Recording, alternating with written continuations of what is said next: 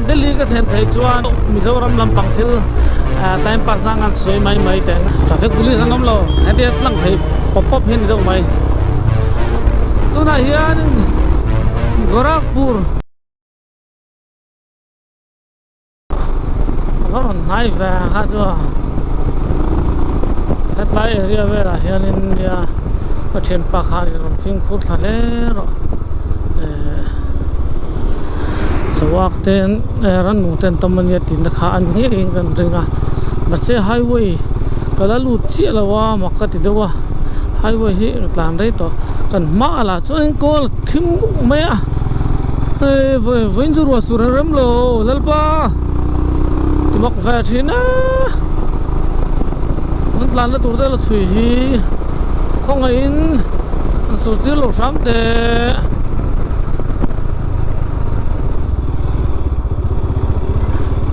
มันที่พักตกอ่ะไปเวะ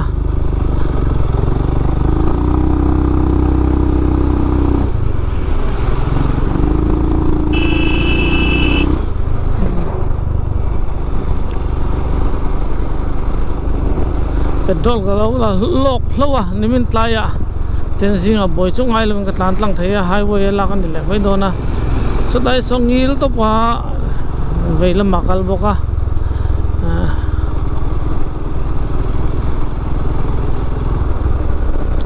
tlang thấy zela 372 nia 372 tang hin 27 ang lu chho don emle highway hi 372 27 ni ta din ka sia mote pola chua khop mai to na hin da sari la tin ya da sari ti hin bihar kalbu man mo o selawaมันปกติเราเวสบุญก็เลยจ้าวรู้ดูเขามาลุดมันจะวันนักแฝงสุดท้ายเด็กก็เราละพูดเราเสียบอกวันเดียวกันนี่จานที่เวกตัวไซน์บอร์ดที่เวลเขาไม่รู้กัดล้านนะเก็บมันดูรถกัดล้านเดียร์ไหมเก็บมันดูละครับก็ติดจ้าก็ไม่เป็นไรไม่สมริกัลจะวันนี้สิมีสมลิกัลเจ้าขลันนี่สิสอกันตาลูนะตัวคงฮีตั้งเทตัวข้าเฮ็ดเนี่ยเลี้ยงเสียมเบกฟังนี่ตามาเสตุหุยละเขาอันตั้งเบียมาขโมยอิทธิเวชินโดนังเมียยัยจีวันนี้เสียมมาเสสปีดเบรกเรอันด่าสังทิ้งเลยทุกคนนี่ไงส่งสปีดเบรกกันไงนะล่ะspeed breaker ngay na lo session na hianin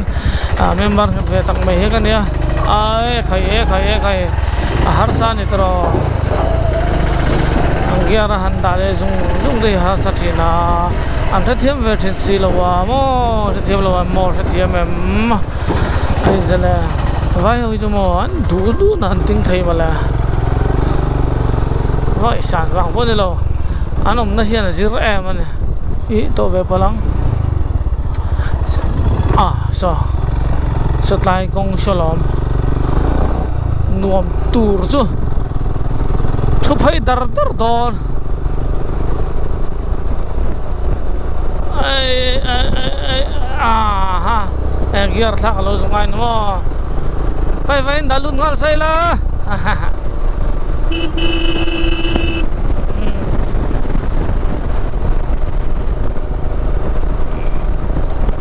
thui mai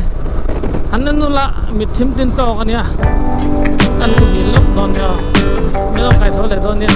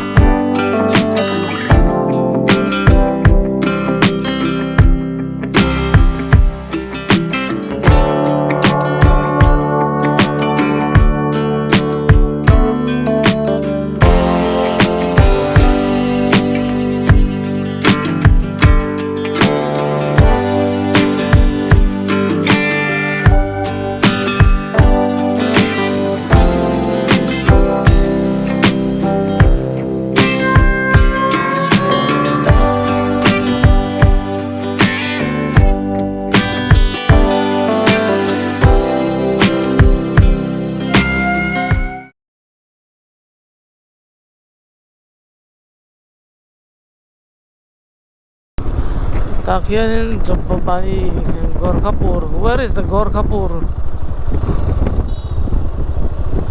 Auto driver ho higan zotanga.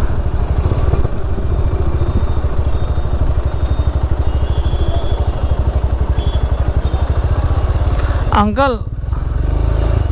कौन सा गोरखपुर रास्ता है ये वाला दिल्ली रोड है ना दिल्ली रोड हाँ ये पूर्णिया जाएगी पूर्णिया से आगे नहीं तो ऐसे चले जाएंगे यहाँ का लोकल आदमी को पूछ लीजिए जो हाँ हाँ इंतज़ार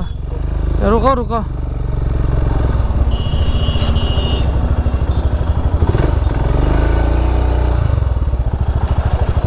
अरे भाई गोरखपुर रास्ता कहाँ है आगे NH है हाँ से दाहिने चलना हाँ ठीक है ये जगह का नाम क्या है अररिया हाँ अररिया जिला अररिया हाँ ठीक है शुक्रिया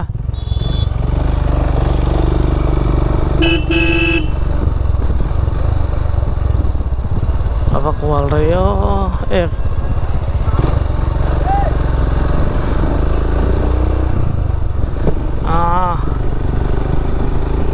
ka GoPro ka GPS ka ring lo tin na nilen han so kwal ve sem shim e ka dua so kwal ve sem shim ni kha highway a ju ka tlan lu ta chia tu na hian Gorakhpur kapan mega chakan vatam ve lo jam le don ni lo mo what a man dog lo thin ve tlan phai char charanga ril tram to pa ei turam chungan eyang om lo zoin kan tlan le char hei hetlai ka ngai tu na thara om jak om ta jok chu atira ain anuwa in atira jing lampanga abul tang thai la azat ve chukan lo so ti an soyang khan atlan chak thei hun lain motor lem lain chak takin tan nila atlan chakan ti ganin o va ti thok tinan ni lem lo speed maintain taxi midang nena himma khan tlan tai la athai na rinom so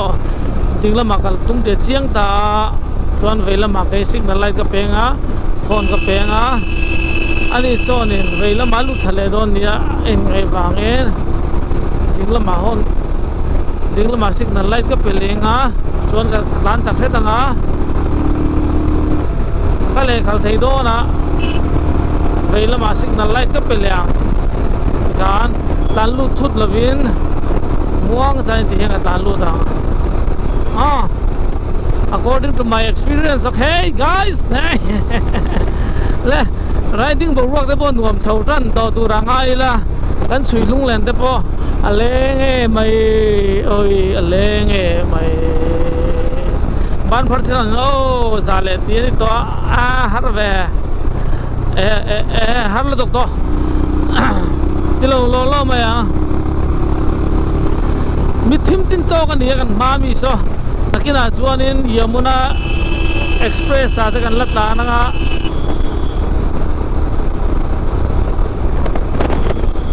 thil thei ngil tla kan ni man le hei le nei lo min le khal du ve sim sim ni kha nakina chuan Yamuna Express ata kan lat la nga chu ti huna chuanin cái món đi châu khác ăn đi tổ tôn đi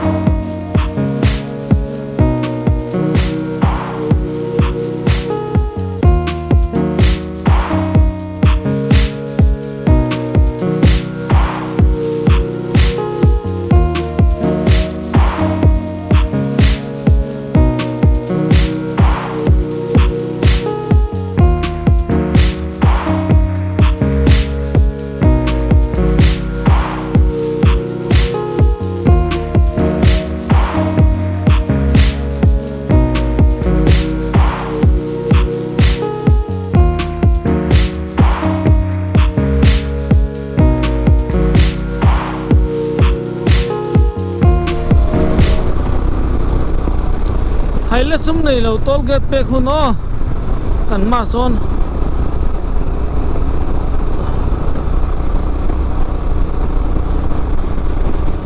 Pathian Zara Delhi ka then thei chuan ka bike servicing in ni khat top ka manga engei ma mon ti chuanin tools nat zong zong hi retired vek ro ka tiang chu ani bike sang oma engani company sangin athil kha oma ni eng poni se kan nat her lu chua tiếng hậu giống hí hồi chủ hell đâu sẽ khác sao kalme rồi sẽ he hậu giống hí mà ăn nghẹt thà tu rồi thì tốt mấy nè cái mà ăn nghẹt thà lâu thì nó là vin nisom le pakhat borvel cho lovin katlan veta khatra ka shiate tunan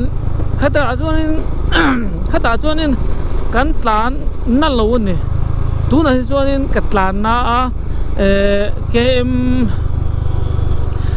nimina ringot bokem zali leti ka cover ta kem zali zoruk le panganing ka ka cover a voina hen kem zoruk leti cover ka tum don ani khami turna ani na chuanin kong tha mo thaloi mo kan lir thei thua hi na engkim hi a vibration na turu to ni chuanin thil ati thol thel na laka khanin min veng thei don ani tukin jing hi da sarile misom nile pakwan dia 30 degree celsius ani zone chanchin 30 lps reports te le radio te ngai sa tu zong te in swain chi be le ve ko le tuk chuan am be ko le ti de u do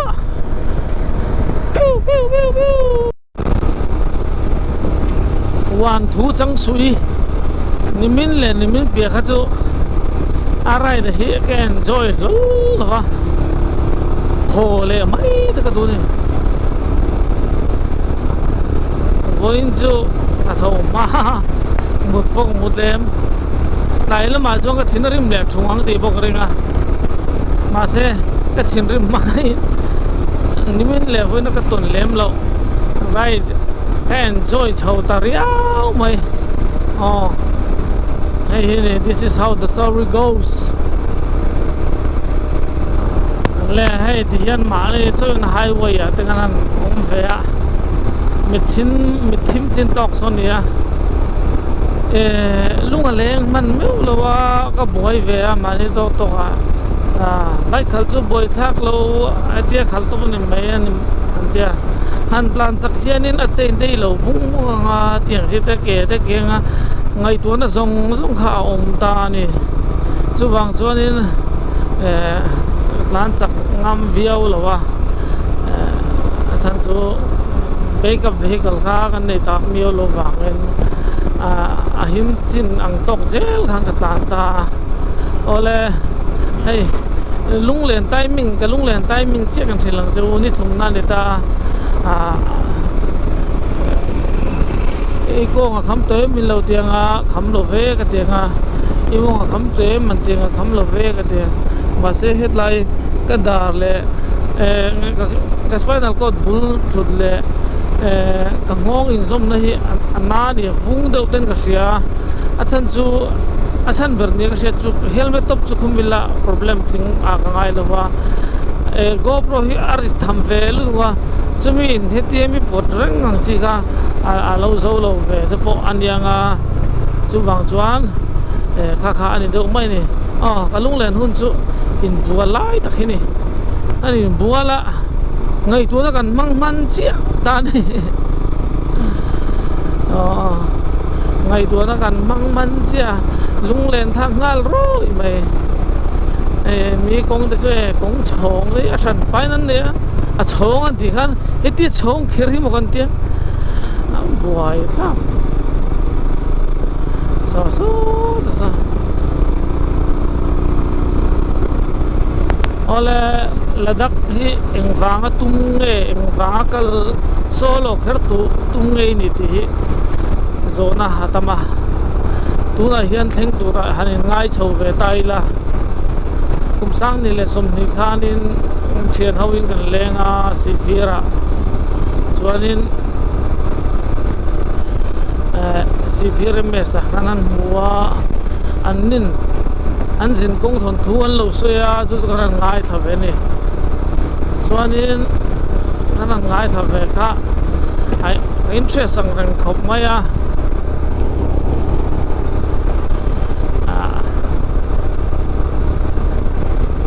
kanin tum vela thanga interstate polarized so mumal lo kanin an tum ve roi ha mi ti ai na in ka tuma a chen ta ka chu an tuma dora chen ho khom na han tuma ne mai ta e khatien ni ngot lo khan chuanin tiam thuti takin tuna hianin tuna ka din hon tang soila a mol a riding hetana chu chuin ngai dan ni lo mai thai zu po amol mola thokna chu wang chuanin zungol ve tu kani tuna hian riding hi angol ka ve ni mase hemi ka ti so chuan ka chol hadam to hemi changa hianin kum ni chung ka hanin bot sei nia kamo mo tu rang ang tegal koma ka chung te hianin voi khat ma he tilo mai ro min te no ma se suai ni ro hi zo min tian ne voi khat chu kan non suai ka nei chuan record ka siam thei don si lo wa ka tia ren bo hi zo moi ve a ti hana hun kal zela anni lo thenga anni lo then po khanin engtin nge solo ride interstate chu a ti hi ka feel thiam reng lo ni lung len na in min tuama teng khanin anuam ka te lo ni kham riding ka hetil chu lo ver de jing am min ni ma ka ni na lo kala ka bai kan nu thei lo ngal le nu ta chimi chung changa po chuan hetil hi a fel lo ni chu tiang te chu kan han ni ve de nei noya chu wang chuanin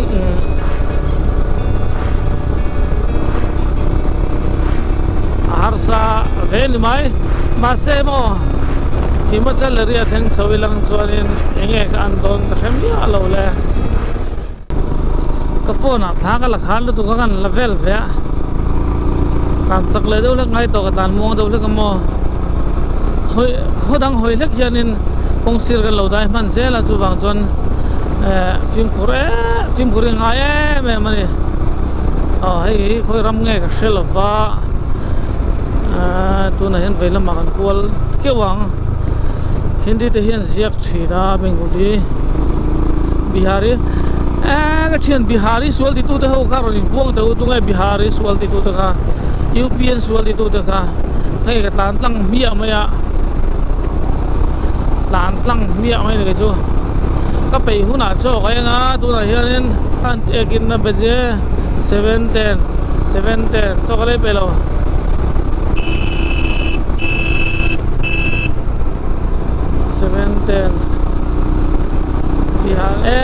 khai lak lo atan chona uyom tat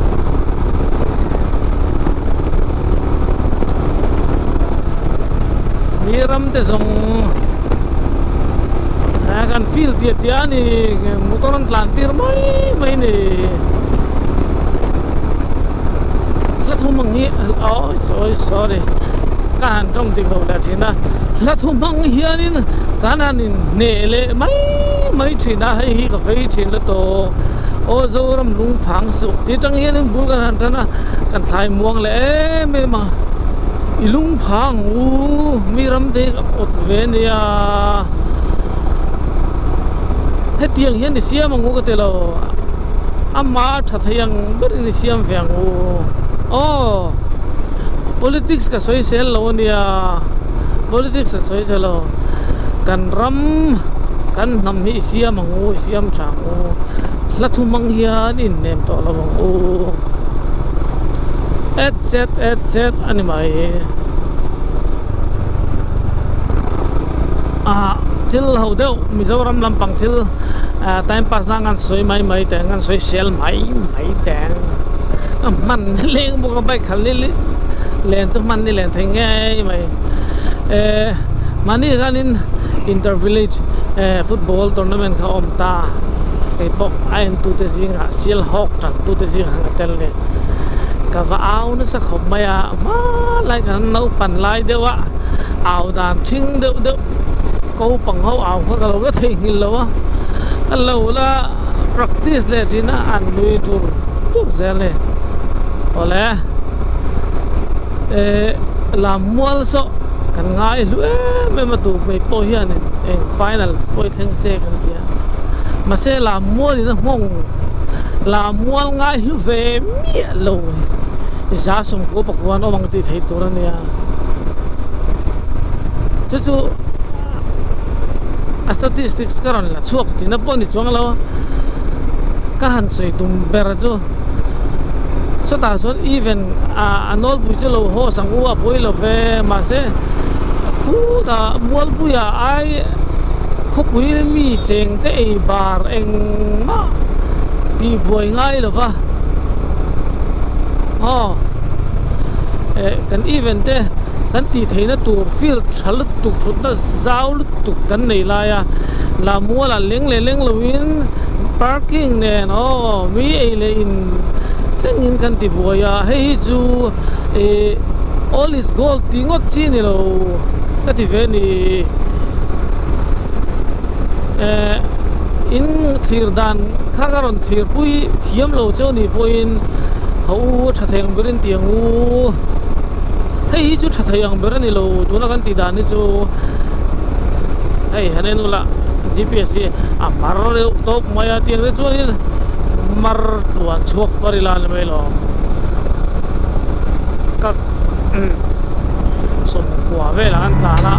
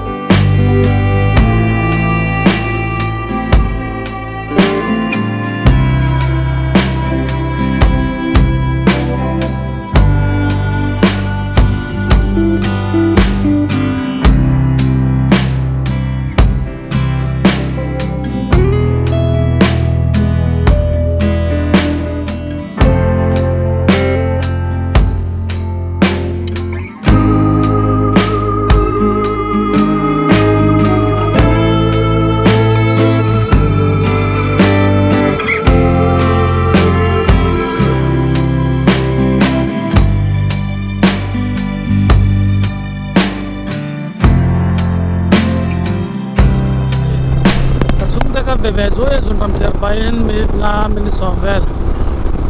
căn ông về tôi nói hiện Bihar cái lúc đó UP cái lúc này đó này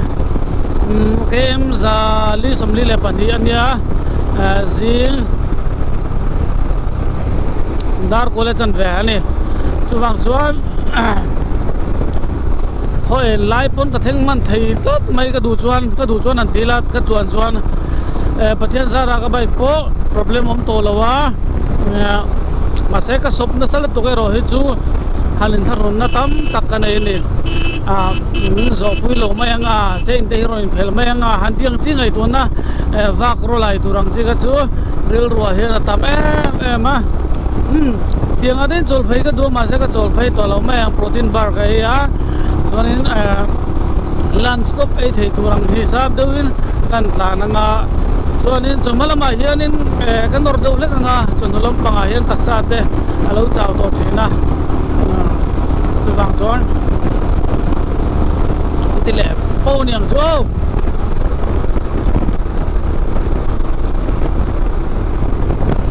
bắt thiên thu sợi cái đồ này anh tỷ lệ đen spiritual lòng mấy thầy mình đang tới tan chuan he là đắc các cầu trùng trang hiền nên mà ni mấy ác chế chùa thầy lâu xìa he bắt thiên thú in thụ phải hi cái tan chỗ là lúc mà